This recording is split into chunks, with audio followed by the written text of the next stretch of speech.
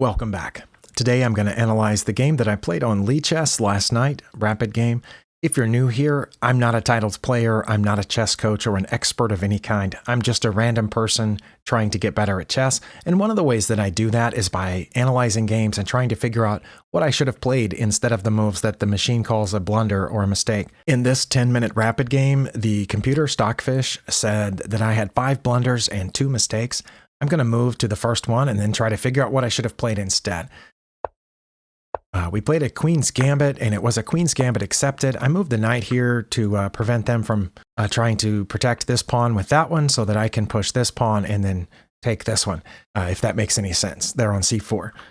But they played that instead, which I think was an attempt to protect this pawn so that if I were to take it, that they could take. And I tried to prevent that by playing a4. So instead, they got this bishop out over here. The eval bar already says that I have a plus 1.3 advantage, that was a mistake. I don't know what I should have done, but I played e4, which is protected by the knight, and that looks like it's okay. Bishop moved back. I took that pawn as I intended, and that looks like that was also a mistake on my opponent's part. And then my next move is counted as a mistake. I think you can see the move list here. My next move, I played knight to f3. My intention here, of course, was to castle, but the eval bar drops to +1. So what I should have played instead... Wait, does it say it right there on the right? I didn't look, but I think it seems like I remember that Lichess lists what I should have played right there, but I'm going to guess that it was probably e5. To immediately challenge the knight. Oh yeah, okay, that is what it says. Okay, sorry, I was looking in the wrong place. Yeah, well, that's kind of, I don't know how to get rid of those lists right there, because that way I can't do what I normally do, which is follow the eval bar and then try to turn on the lines and turn off the lines. But yeah, the lines definitely say I should play e5 here to challenge this knight, and then it says the knight would probably go there to d5, and then I would push my pawn again to e6. I guess to try to weaken up their kingside defenses here. That's definitely what it says. But my mistake was getting the knight out. But I still have a +1 advantage. Okay, let's turn that off. I don't know if I don't think I can get rid of that move list and not see it. Well, that's disappointing. I'll try not to look at it. Okay, so I played that. My opponent played there, which was a mistake. Or no, that was a blunder on their part. Should I have just taken it? Because I think what I played here was that, and that turns out to be a mistake. I'm guessing I should have just taken it. Yeah. Okay, but then wouldn't they have taken back? Oh, and after they took back, then I take here. Okay, let's see. If I had taken here, would they have taken? Probably, because it looks free. But now when I take, their best move is to take back, and then I check them again and win the bishop. The problem before was that their bishop was back here, and so I couldn't really challenge it. So when they took here, what I actually played was I took on f7 first, just because I had seen so many puzzles where the answer was to take there. And they did take back with their king, which I think they should have taken with their bishop. Yeah, they should have taken with their bishop. Okay. But they took back with their king. Oh, and it's still my best move to take here. Because if I had taken there and they take back, then I have the same thing that I had before, which is winning the bishop with the fork. Well, I didn't see that. Instead, what I did was that, which turns out to be a blunder. Now my opponent has an advantage. What they should have done was just put the king back. But instead, they put the king back over to g8. And my next move was a blunder. Well, that was my whole idea. So should I have taken the bishop? Oh, wow. So I'm just leaving the lines on. But what I should have played was queen to b3 check. But wouldn't they have blocked with the bishop? Oh, no. They wouldn't have blocked with the bishop because my knight's defending that square. That would have been mate if they had blocked with the bishop. If I had checked here, it says they would have blocked with the queen. Wait, my knight's pointed at that square. What, their best move was to block with the queen? Oh, they only have 3 legal moves. Okay. If they block with the queen, I still have a huge advantage, but I take their queen with my knight. If they block with this pawn, I take it. And then their only legal move is to block with the bishop, and I take that too, and that's mate. Oh, wow. Well, I did not see queen to b3 check. I castled, which was my plan all along, and I thought I was way ahead here. During the game, with 9 minutes left, I knew that this whole opening was broken. I haven't yet developed a piece. My opponent hasn't developed a lot of their pieces, and their king had this weird route over here. They only have 2 pieces developed, and their king already can't castle, and now that rook is basically trapped, at least for a little while. So I thought I was winning. I thought if they took here, I would take back with the pawn, and I would have these 2, a center pawn and a pawn protecting it, and then maybe I could get out this way or over here with this bishop. And my king is safe and castled. Yeah, I thought I was ahead here, but I was not. Now what my opponent should have played is dropping this knight back. Okay, I see that because I'm still threatening here, but that's not their only move that works. They also could have taken here. But wait, don't I still have the check? Oh no, because if they take here and I check, then they can block with the knight. Or if they drop back here, they can block that check with the knight. Those aren't their only moves that make a difference. Another one would have been here. Okay, I think I see that because then they could have blocked with this pawn and their queen would have been guarding e6 from over there. That was the problem with me castling, that I didn't see this huge move here, queen to b3 check, which was the reason that them moving that way was a blunder. I thought that was a blunder because it trapped the rook, but it's a blunder because I should have attacked there and I didn't. Okay, maybe my opponent saw it at this point, because instead of doing one of the two moves that the computer says that they should do, or even that, for the reasons I already mentioned, they played here. I guess, maybe seeing that this check was coming. They played there, I guess, thinking to block that check, which I still didn't see. And that was a blunder because, wait, why should I take the bishop now, but I shouldn't have earlier? I didn't take it earlier because I didn't want to open the queen, but it says I should take the bishop now. I mean, the rook, sorry. I didn't want to open up the rook, which is why I didn't take it in the first place. Well, I had been expecting them to take this knight for a little while, and they hadn't taken it. And I had actually pre-moved this a couple of times. So what I thought was I could go here, which threatens that pawn, which would be a check, right?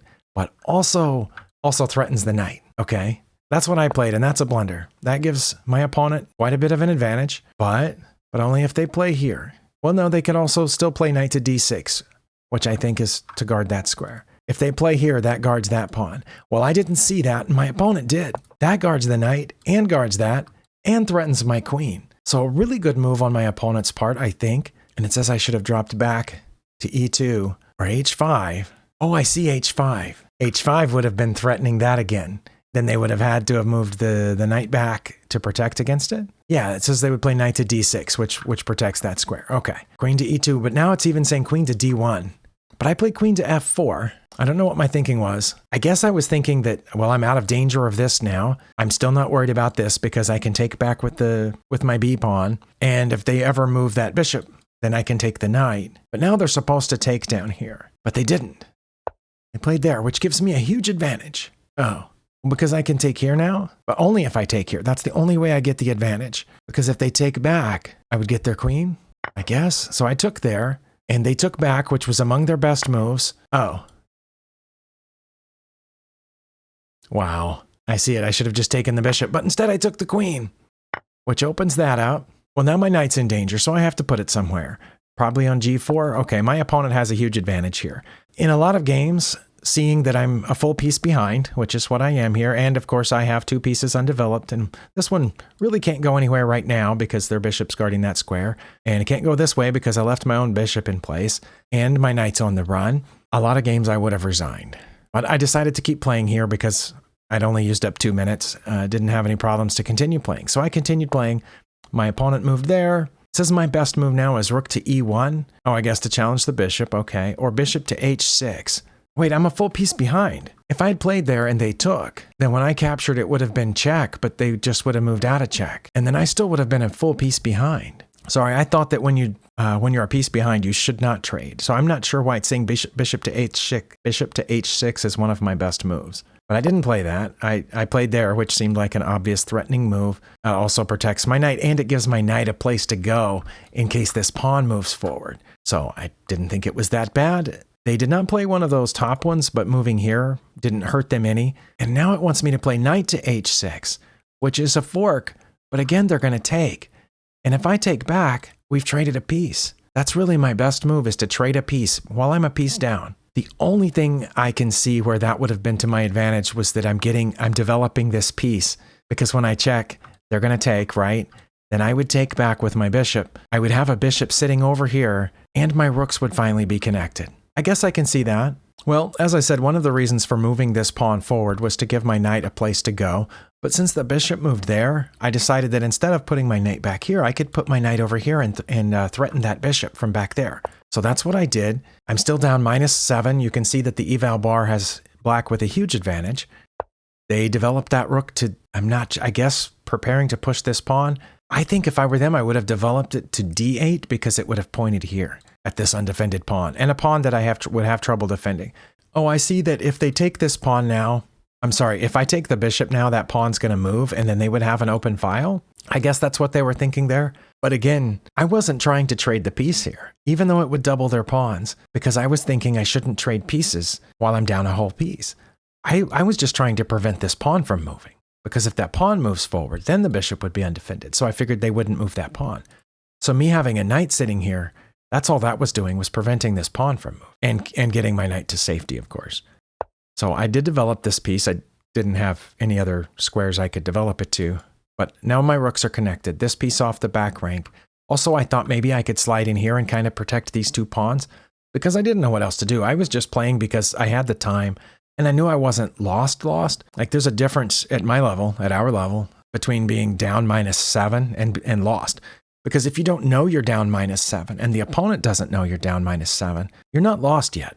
I'm down one piece, but my opponent's also down a piece effectively. And that's what I kept thinking. This is a pawn island. These two pawns kind of sitting alone. That pawn's over there by itself, can't really do anything. They do have a majority on this side, but effectively I thought I was doing okay. There's only so many squares they can develop this bishop to. I think that's probably the best one because of where it would aim, but they can't develop it here. And now that I've put my bishop out, they can't put their bishop here and they can't put it here.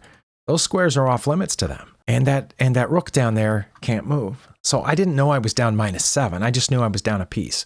So I thought -2 or 3. But anyway, we played on and it stayed about -7 for a while.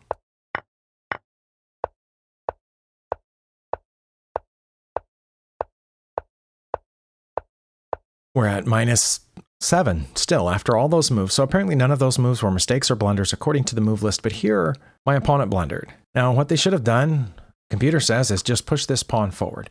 I guess that's to keep me from coming forward to f4, but they also could have played bishop to h6, which would have protected their rook and freed that one. See, I think they could have found that. And they weren't in time trouble. The clocks are showing up there. They had almost 6 minutes left, and I have over 6 minutes left, but I think they could have found bishop to h6, or even here, g7, which would get out of the way of their back rook, but h6 would have protected this one. Not that it needs protecting at just this moment. Remember, I'm still a piece down. But instead they took that pawn. Now, I don't know what their idea was. Why? Maybe they thought that since they were a piece ahead, they could sacrifice the bishop for a pawn in order to get this activity here, connect their two rooks. Maybe that's what they thought. But I don't know why they didn't see that one. But I took it, knowing that they couldn't yet infiltrate, and also knowing that this knight is hanging if they don't move the knight. Also, where can they move the knight? If they move the knight there, I'll probably trade for it. They could go back, but then it's kind of useless back there. But what they did was, it's supposed to go here. That's what Stockfish says, and we're about even if they put the knight on e5, where it would be protected by that pawn. And if I took it, that would undouble their pawns. But instead they protected it with the rook. Turns out to be a mistake. I think one reason oh no, I was wrong. My next move was a blunder. Never mind. I thought that was probably a mistake because of this. I thought they just gave me the advantage by protecting that. Because I can take this pawn with my bishop. Like they just sacrificed a bishop for a pawn. Now that we're almost even on material, I can sacrifice a bishop for a pawn. They can't take it with their king because my rook's guarding it. If they take with their knight, I would get their rook. That's what I thought. So I went there, but that turns out to take us back. What should I have done? And the lines are already on, so I should have played rook f to d2. Oh, I should have just doubled here. That's the only move that gives me a +7. g3 would have given me +1 and something, and rook to d5 would have given me +1 something.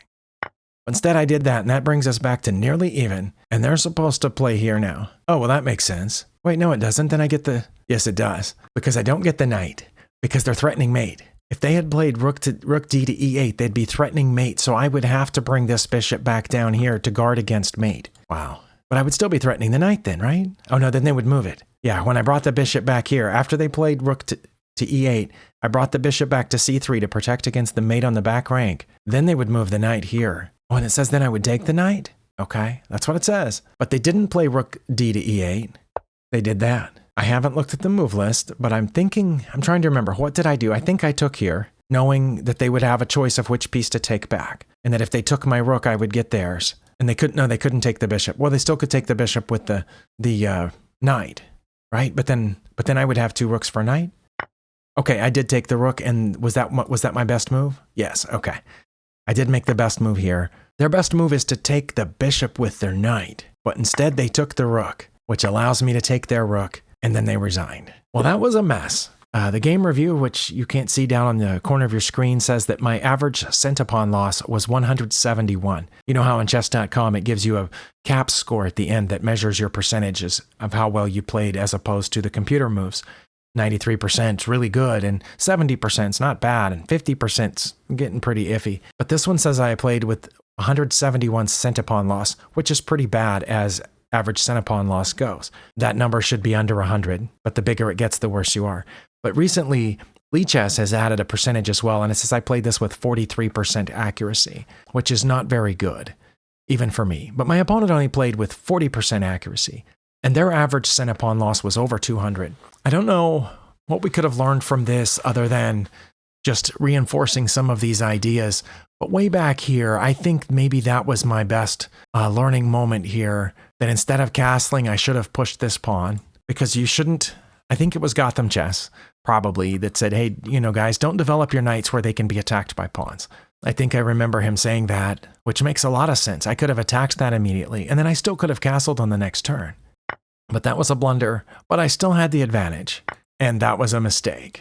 Okay, now, take me back. What I should have done here was take the knight first, so that when they took, then I play this, and then I fork the king and the bishop.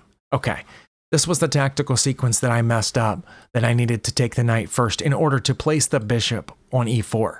Because where the bishop is now, it's guarding those two squares, and it's protected by both of those pawns. But if I can get the bishop to come out here to e4, then I can do my tactical sequence of checking, and the bishop's not protected. And after that's all said and done, I'm free to castle. Okay, I think that's the biggest learning moment from this game, at least for me. And this is also the part that I'm weakest at. When I get a puzzle that's set up just like this, all of you immediately go, oh, well, you should attack the knight so that they do this, and then you have this tactical sequence. And I go, I don't know, F7, and I have no idea. So I need to reinforce these ideas to my head. The idea is sound after I get the bishop over here to e4. Hopefully you got something out of this as well, even if it was just enjoying watching me struggle and be confused. Either way, I appreciate your time, and we'll see you next time.